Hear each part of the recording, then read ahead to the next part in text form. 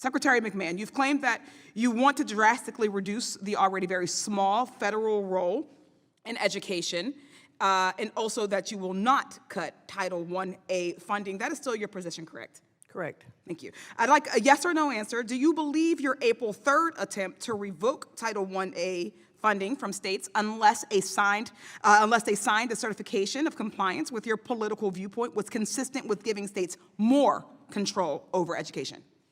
There's been no reduction in funding for Title I-A. As of now. There has not been yet.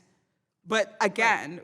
And it is not going forward in the budget. so you believe that that's, so you do, okay. Yes or no, is Title I-A funding actually secure for every school district and state that currently receives it? Or is your goal to make Title I-A conditional on states refusing to provide students of color, LGBTQA students, students with disabilities, or other marginalized students opportunities to participate in diverse, inclusive, equitable, and accessible learning environments? No, that's what I answered. 1A funding is intact. Okay. So let's talk about so-called illegal DEI, as you all have called it, a phrase you've continually bring up, that I'm still unclear on, especially after 3 federal judges have preliminarily ruled that your illegal DEI guidance is likely unconstitutional and unenforceable, illegal, as it were. Secretary McMahon, during your confirmation hearing, you were asked by Senator Chris Murphy if an African-American history class violated the administration's position on diversity, equity, and inclusion. You said you'd like to look into it. You've been on the job for a few months now. Have you been able to look into it? I do not think that African studies or Middle East studies or Chinese studies are part of DEI if they are taught as part of the total history package. So that if you're giving the facts on both sides, of course they're not DEI. I don't know what both sides of African-American history would be. Well, if African-American history is part of Certainly, history, but what we recognize it's being throughout taught what we recognize throughout education is that a course is only 1 year or 1 semester. It would be impossible to teach African history and say European history at the same time. Do you not agree that it makes sense that there would be separate courses for these courses of study? It has happened throughout history. We're able to do it not just in history courses. We're able to do it with different types of literature courses or different types of music courses. One wouldn't learn about Baroque music and necessarily have to also learn about African drumming at the same time, right? We can separate those courses. Yes, we can. And I think just as we teach U.S. history as a separate course. Certainly. So you do not agree. So you do agree that African American cultures and African history should not be eliminated from courses, particularly AP African history. Well, I think that African history can certainly be taught and not be considered a DEI course. Oh, thank you. I have a few other examples that I would like your thoughts on, simple yes or no. If this is a legal DEI, an example, would you say that it would be an illegal DEI for a lesson plan on the Tulsa Race Massacre? I'd have to get back to you on that. Do you know what the Tulsa Race Massacre is? I'd like to look into it more and get back to you on it. Okay, so I look forward to that. How about the book Through My Eyes by Ruby Bridges, for instance? I haven't read that. Have you learned about Ruby Bridges? If you have specific examples you'd like That to was a cite, specific example. I'll be very happy. It was for an you- incredibly for specific you to example. submit I named a those in your specific book. questions, and I will look into it and get back to you on Thank them. I'd you. look How forward about to a answering them school having a directly. voluntary celebration for Pride Month? Well, I think that, Voluntary.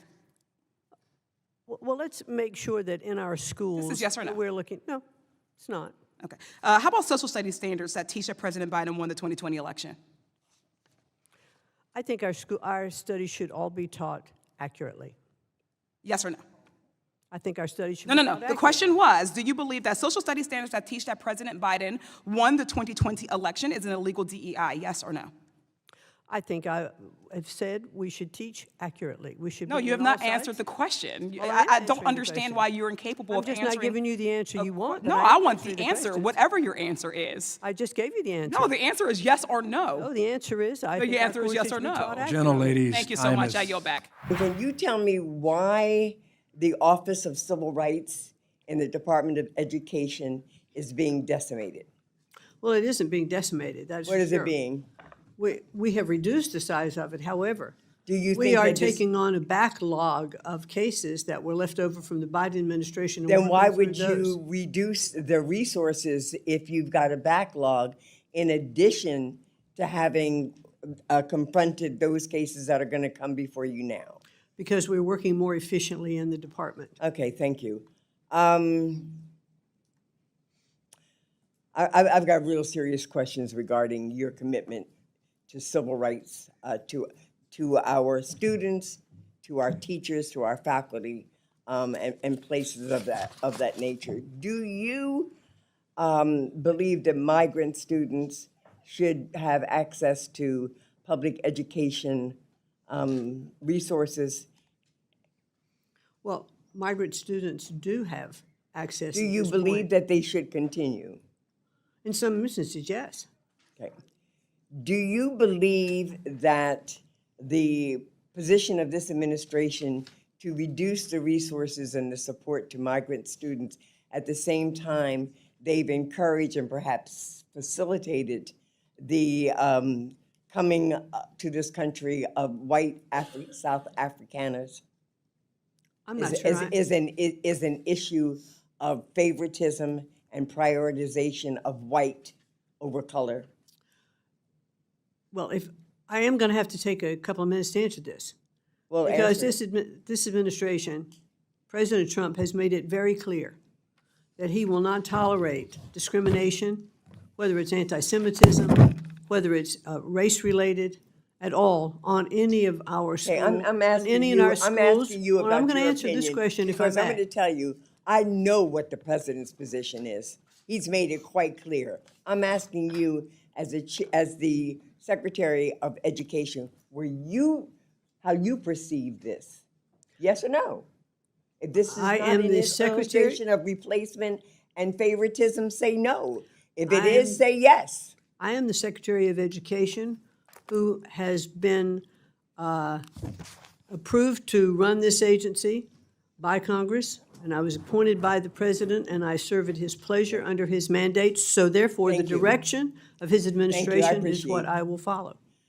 Do you recognize the fact that one of the important reasons that the federal government got into public education was to establish that there would be standards so that children would be treated equally in pursuing education, that states had been found to discriminate against black students in particular in many of the states, and that to send that responsibility and authority back to the states would just enhance those disparities, again, considering the environment in which this president continues to foster about who's important and who's not?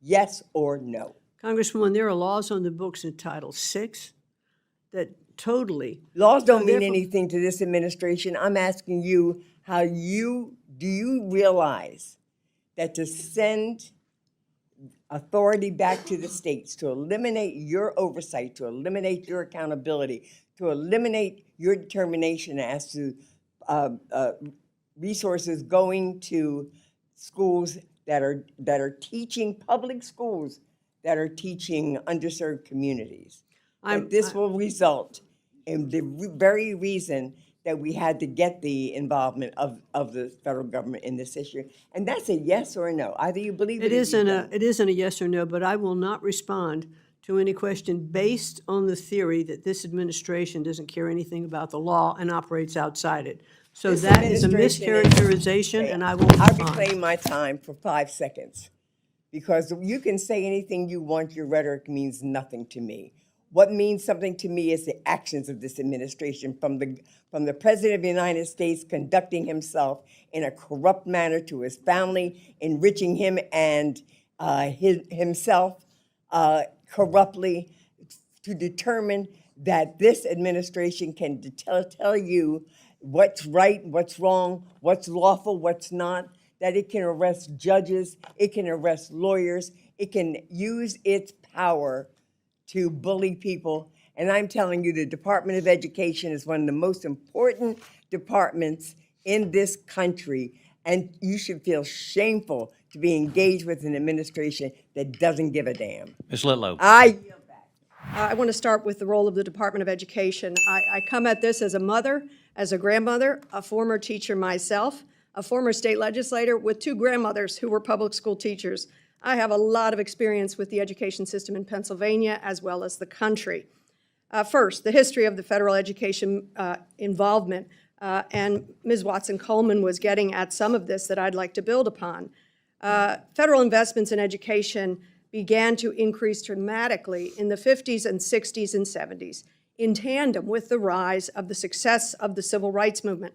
Americans finally began to recognize the vast inequalities in our education system. Thus, federal funding was used to improve education access for students from poor backgrounds, or minority students, for women, for people with disabilities, and other marginalized groups. Finally, Congress established the Department of Education in 1979, replacing the Office of Education. Secretary McMahon, it's alarming that you and the President want to turn that clock back. You take us back to a time before any federal oversight of education, before many of the programs that guarantee free and equal access to education for all Americans. You said as much in your testimony. After all the Department of Education's work to ensure equal access to education, you're embarking on the department's final mission? You intend to put yourself out of a job? That's a little jarring to me. If you were a pediatric oncologist, I'd welcome that. Let's get you out of a job through cures, through healing, through ending of pediatric cancer. But ending a department that is supposed to oversee the education of our very youngest, to guide their future? Have you taken the time to educate yourself about this history? I'd encourage you, go ask students who attended school back then. Black students, brown students, students with disabilities, students from poor families. What was access like for them before the Department of Education? Frankly, eliminating the Department of Education, to me, is rather Orwellian. The President and his administration don't want an educated populace. Why don't we just go back to the book 1984 if it hasn't been banned? It's clear to me, this administration wants an uneducated electorate, so that Mr. Trump and his courtiers can control thought, therefore control votes, and control the population. I'll note a secondary measure here that is going on.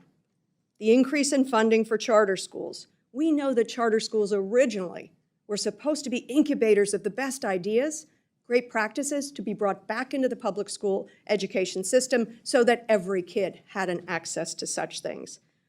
But this administration and you, who want to put yourself out of a job, following the playbook, page 319 of Project 2025, first sentence, shutter the Department of Education. You're all following the book, that book. Too bad that one wasn't banned.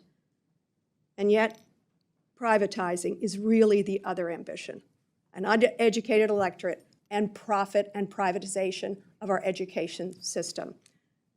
Do you promise us that that isn't your ambition? That clearly is not my ambition. I think I've stated that very well today. Then why in God's name do you want to shutter it? Why don't you want to protect kids with disabilities? Why don't you want to protect kids who have been every decade denied equal access simply because of how much their parents make, the zip code they live in, the color of their skin? Why are you shuttering a department that's supposed to lift up those children?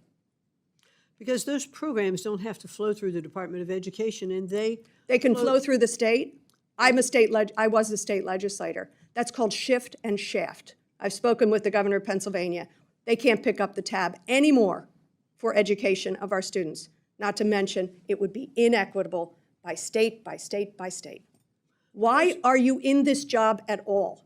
If you don't have a dedication to the future of our children, why are you in this job? I, too, am a mother and a grandmother, and I want the best for my family going forward. Vouchers. For my grandchildren, for my great-grandchildren, and I hope to leave a legacy that we have established best practices for education that all the states can use. That would be a great legacy to be able to leave, to be able to show states these are some of the things that they can do. I think states have to look at their budgets. Madam Secretary, the legacy you will be leaving is that I shut down the Department of Education. How we educate our children determines not just their future, but our own. But I think it's a sad legacy you will leave. I yield back. The Department of Education is not educating anyone. Well, I can say this, and I will. It's interesting. I took a lot of notes. I had prepared questions, but I think I'm going in a very different direction. We've heard other colleagues talk about the NAEP scores, and I heard you say that the president was angered and embarrassed by these, and I think we all should be. But when you disaggregate those scores, they clearly show that low-income students score significantly lower than their white and higher-income peers, and that is mostly in part to ongoing disparities in educational access and quality, which makes much of what I'm hearing today that much more relevant. You mentioned Connecticut. We both come from the state of Connecticut. Connecticut relies on property taxes to fund education, and we have one of the largest income gaps in the nation, which means by design or default, low-income students face multiple challenges, including limited access to resources and opportunities outside of schools, which is why I don't understand many of the decisions made in this budget. One of my colleagues asked about collecting data on family composition and background. The Department of Education Office of Civil Rights is mandated by law to do that. I was pleased to hear you say that states do not, the Department of Education does not control curriculum, instruction, instructional materials, the teachers that are hired, which makes your words contradictory because every argument you have is to put local control back into the states. But states already have local control, as anyone who has any knowledge or background of education would already know. The role of the Department of Education would be the civil rights enforcement of those local controls, which again, the irony of this budget zeroing out American history and civic education programs when you couldn't even answer a question about Ruby Bridges or the election of President Biden, which are as basic as it gets. So I really, really don't understand it. But you are making the argument for me because when you respond to questions from my colleagues by saying that sounds like an issue for state legislatures, that is why the Office of Civil Rights is necessary, because state legislatures made the decision that Ruby Bridges did not have the right to a free and appropriate, high-quality public education. So you, Madam Secretary, are actually making the argument for the role of the department, not to dictate local curriculum instruction or instructional materials, but to make sure that those things are carried out by the department. That states follow the law, that they are doing those things. So 49 million children in this country receive public education services. About 3 million children are in charter schools. There are not enough charter school slots. So my questions are mainly focused on what about those other 46 million children. So it's mind-blowing. I hear you talk about safety, keeping students safe on school campuses, but not a word about the 390,000 students who have been affected by gun violence. I was in the classroom on the day Sandy Hook happened, and the federal government came in with almost $2 million to rebuild that community and provide programs for the surrounding communities. In your opening, I heard you mention student athletes and LGBTQ students twice, not one word. And even when my colleague asked you if you thought it was a public health crisis, you can't answer questions that affect the majority of students. So I'm not really sure. I am an educator by nature. I try to be supportive of what the Department of Education does because I need for you to succeed, for my students to succeed. But when you come in and say your final mission is to eliminate the department, it says to me that the 46 million children that are not receiving services do not matter. I've ran out most of my time, but this bill defunds literacy programs, eliminates 21st Century Community Learning Center, eliminates preschool grants for children with disabilities, eliminates, reduces funding for career and technical education, like all of these things. I'm going to ask you two really quick questions. Do you think that Holocaust education in our schools is a DEI program? There's no card for that. That's just yes or no. I can look at whatever card Holocaust I choose. education, is it a DEI? You can have a press conference to say whatever you want. I just need a quick answer to Your this. soliloquy Is very Holocaust, informative. because this is my time, is Holocaust education a DEI program? No. Is African American Studies a DEI I program? think I answered that with one I'm of the asking other it again. callers. Listen, we should Just be able, yes or no? We should be able to teach My courses in their point is they entirety. are DEI programs, both of them, because students need diversity, equity, and inclusion to understand their environments. So both Holocaust education and the teaching of African American history are important, which is why the state of Connecticut requires it in our social studies curriculum. You're talking out of both sides of your mouth. You can't support one without supporting the other. And looking at what happens in the schools and actually deferring to teachers, parents who are on curriculum committees, local boards of education, and states who actually do the hard work, and listening to what they say would be incredibly helpful in this role. But it's time to move on. I yield back. I recognize the gentleman from Ohio, Mr. Rulli. Thank you very much, Mr. Chairman. Ms. McMahon, good to see you. You and I have spent a lot of time over the years, and I appreciate your willingness to sit before the committee and answer some really important questions.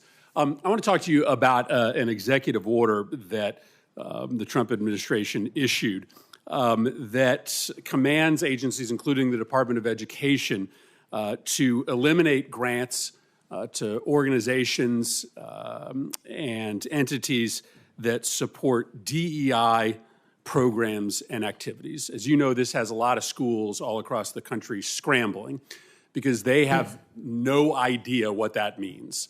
They don't know because the order doesn't define DEI as to whether they are in compliance or out of compliance and whether they are going to have their federal grants compromised.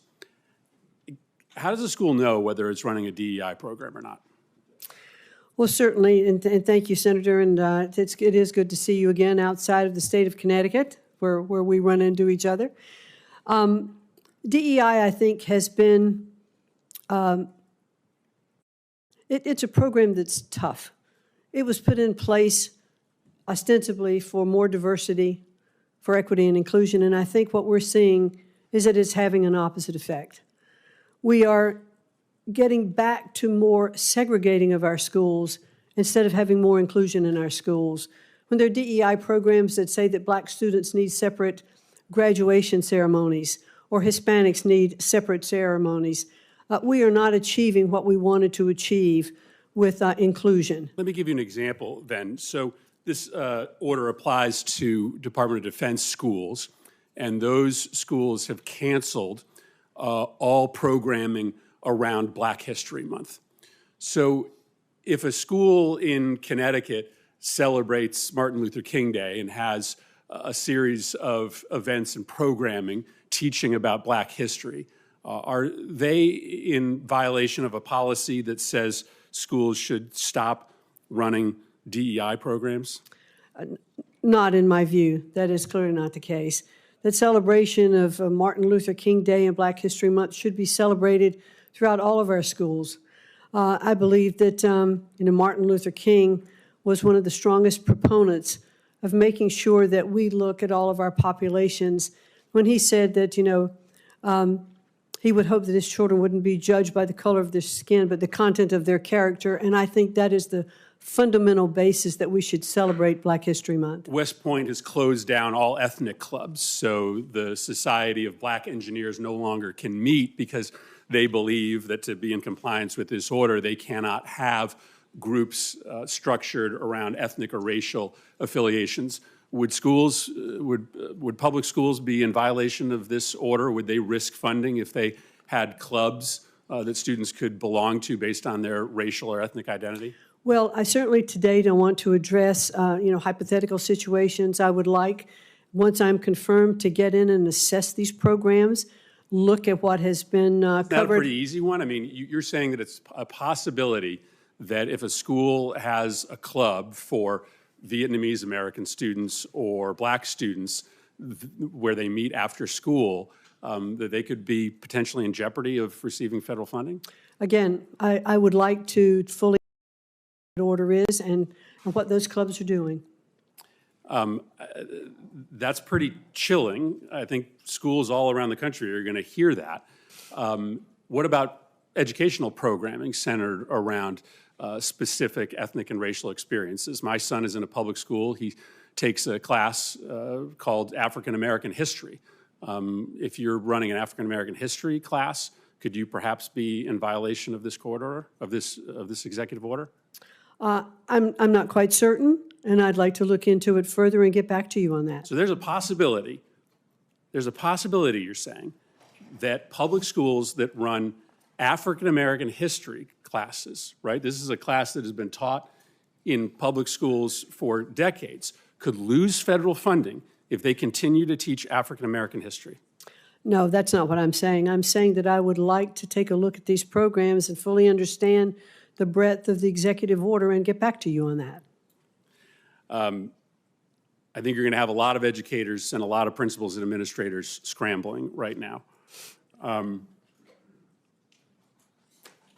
Thank you, Mr. Chairman. My time's expired. Secretary McMahon, thank you for joining us here today. Right now, the administration that you're a part of is pushing for a massive tax break for billionaires, paid for by massive cuts to health care and food assistance for everyday Americans, including to the children that you're charged with educating. You yourself and your family, as a billionaire family of wealth of about $3.2 billion, can you share with us, do you know how much you and your family will receive in tax benefit if this Republican tax proposal gets pushed through? No, I've not sat down and worked with my accountants on what tax. I can tell you most You have of the time- a general sense? Well, I Is can it tell you millions the or last time tens of millions? taxes went through, I paid more. And so you think that under this proposal, you will not, like the other billionaires, get millions or tens of millions of dollars in tax benefit? I think this is kind of a ridiculous line of No, it's questioning. not ridiculous, because here's what's important. The biggest bill being pushed by your administration for your average extremely wealthy person would give about a $4 million benefit. Your family is worth about $3.2 billion, so I imagine that you'd get millions of dollars in benefit from this tax bill. Does that make sense? Does that check out? I don't know. I'd have to let you know. Let's just I'd ask the member Chairman, how this refers to read my education question. I'll refer to that, policy. Secretary. So, okay, look, there are families watching at home from my district that could lose their health care. And they want to know why their health care would get taken away. And what it's paying for is overwhelmingly tax cuts for the wealthiest people in the country. And so what would you spend the $4 million on that you would get a benefit of at least $4 million? Let's get to your educational line of questioning. What would those we families deal with in this committee. What would those families who lose their health care, who are watching, what would you spend the $4 million on that's worth more than their health care? I'm not going to address the questions relative to me personally. I'm here as the Secretary of Education, and I'm Okay, so happy as the Secretary to of answer the Education, questions then, relative to as the education. Secretary of Education, do you think, yes or no, that kids will do better off in school if they have health care and their food needs met? Yes or no? We all do better, and children will do better in school if their health needs are met. I agree with that. Good. And so I guess for those kids, which there's going to be hundreds of thousands or millions of kids that lose their health care, how is it okay that they're going to lose their health care so that billionaires and billionaire families, I'm not just even picking just on you, but billionaire families like your own, can get a tax break? What, if you don't even know how many millions of dollars it is you'd get, how is that worth it? I'm not going to respond to your question. I think the answer is because it's not worth it. It's not. If you got $3.2 billion or $5 billion or $10 billion, going off the premise that there's going to be health care that is going to be removed from these children, I'm not sure that is a correct premise. So I'm not gonna every respond. single organization that's looked at this bill knows that millions of people will lose their health care. The latest estimate is at least 11 million people and families, because you wouldn't get the enormous savings that the Republican majority on this committee is looking for unless you kick those millions of people off of their health care. So how can we educate our kids if they don't have a roof over their heads, if they can't see a doctor, if they don't have food assistance? So I'll ask you, do you think it's right for kids to not have food to eat at home before they go to class in order to make sure that a billionaire that doesn't even know how many more millions of dollars they're going to get could just get a few million more?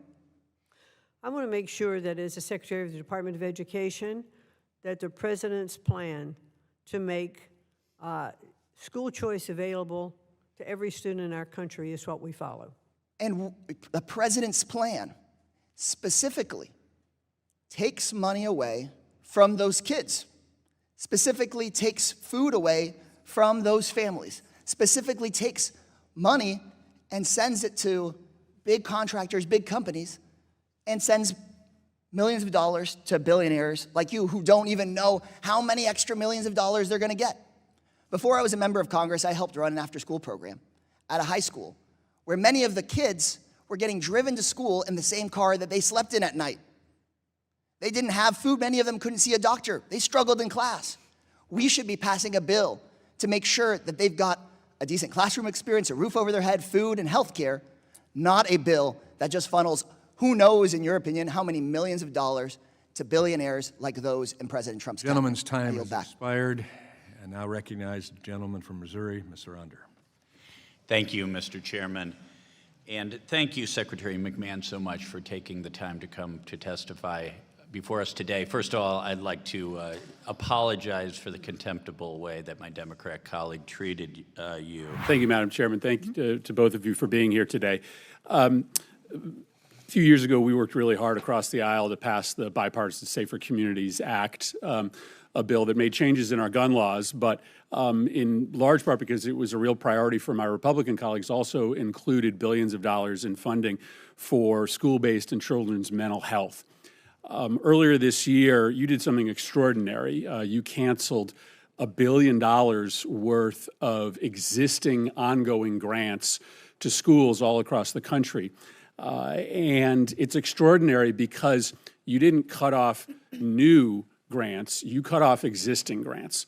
So in states all across the nation, blue and red, there are now mental health programs for kids that are shutting down, and kids who have been relying on really important adults in their life, these counselors and social workers, are losing access.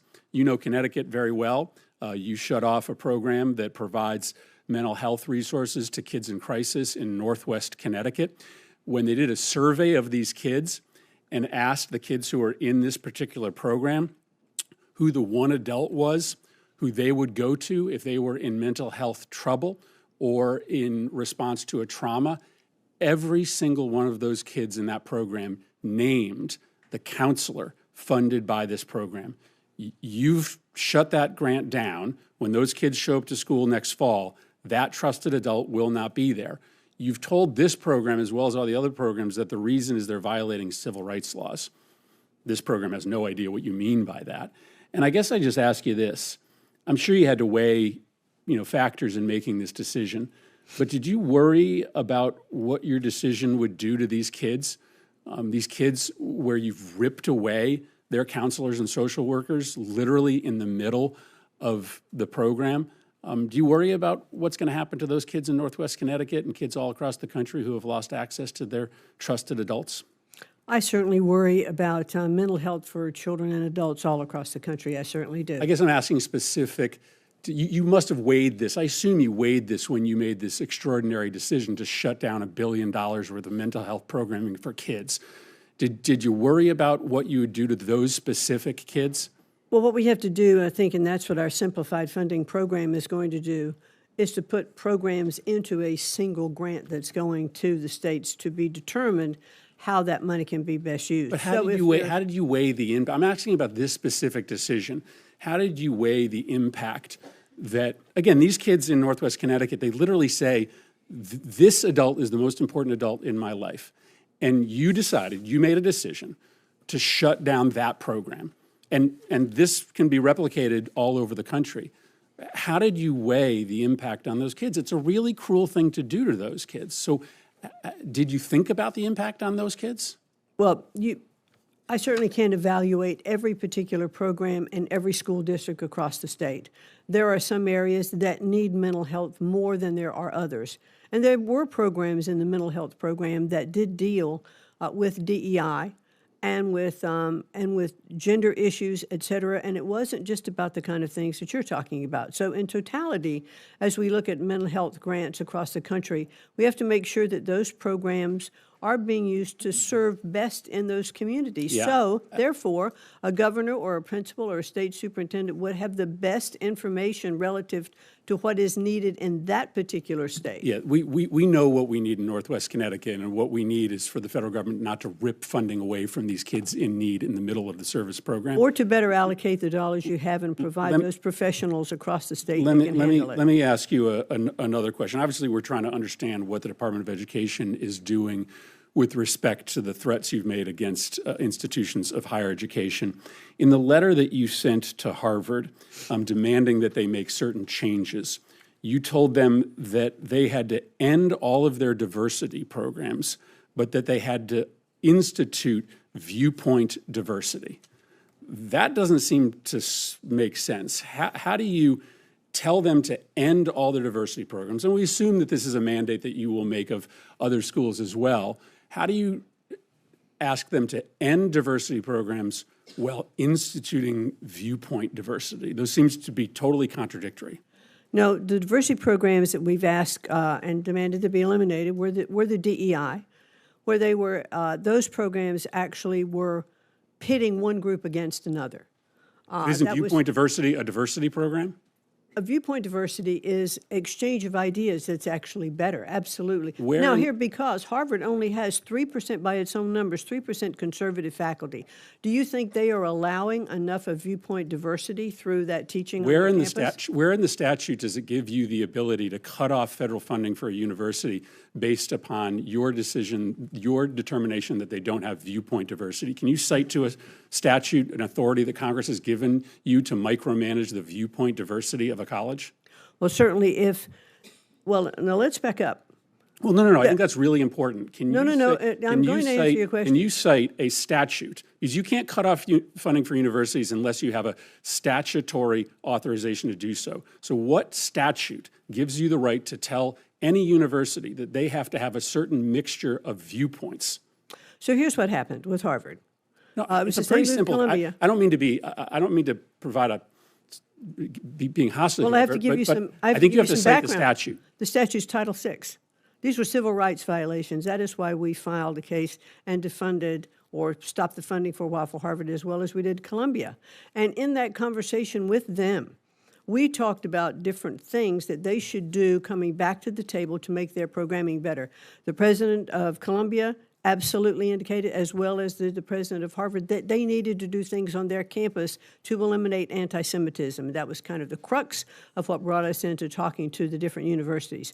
And then we sat down with them to say, okay, these are other issues that you need to address on your campus because you do receive federal funding. I am and well under over- federal funding, if you are breaking the I law, am which well they over my did under time, Title but VI. I know I don't Well, that's- understand I've any answered your conception question. of It was civil Title rights VI. law to give you the authorization to micromanage viewpoint diversity on campus. That's not authorized under the civil rights title provided to you by the United States Congress. Thank you very much. Senator Merkley. As Secretary, you have a direct authority over the cancellation of grants and contracts at the Department of Education. On February 10th, you canceled the Charting My Path for Student Success program that served over 1,600 disabled students and their families across 62 schools in 11 states, including Paulding County, which is in my home state of Georgia. This year-round program provided support services and frequent small group sessions to ensure that physically disabled students or students with dyslexia, autism, and other disabilities, as well as their families, can meet their goals of transitioning to and succeeding in adulthood, which is really what every parent wishes for their child.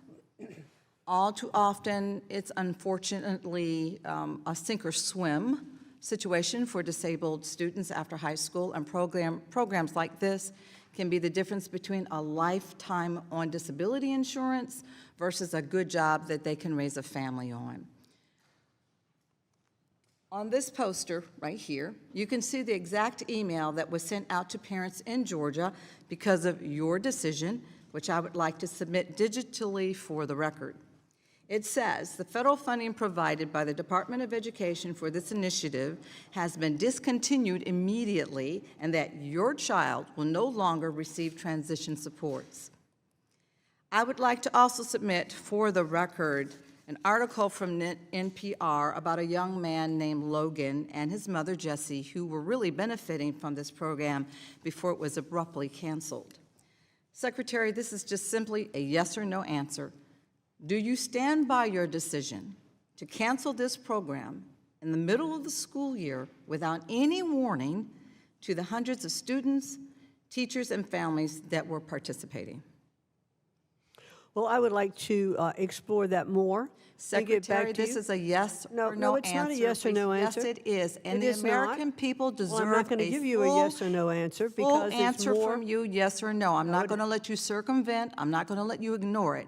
Yes or no, it's a simple question. Well, Do I'll you have to stand look by into this some decision? of the different programs, and I can't speak to individual grant programs without looking into them exactly. There are a lot of grant programs out there, so I'd like to get back to you. Note for the record that the Secretary is unwilling to answer my question.